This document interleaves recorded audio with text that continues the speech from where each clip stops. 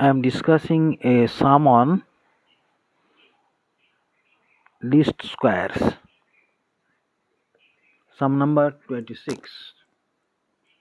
Fit a straight line of the form y is equal to a plus bx to the following set of data: x and y, x2, y8, x5, y14, x6, y19, x8, y20, x9, y31. Solution: let y is equal to a plus bx be the equation of the best fitting straight line by the method of least squares. The constants a and b are obtained by solving the normal equations. Summation y is equal to an plus b summation x.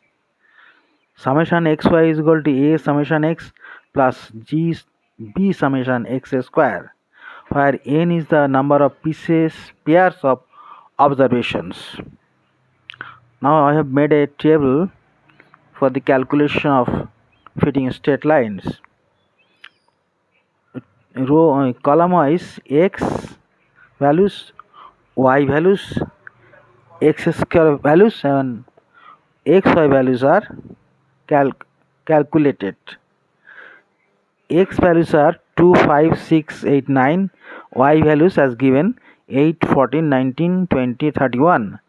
And x square values I have calculated. 2 square is equal to 4, 5 square is equal to 25, 6 square 36, 8 square is equal to 64, 9 square 81.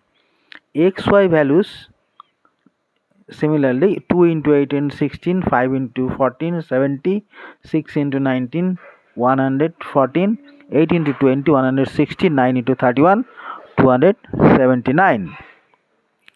Total of x values is equal to 30, total of y value 92, total of x square 210, total of xy column is equal to 639.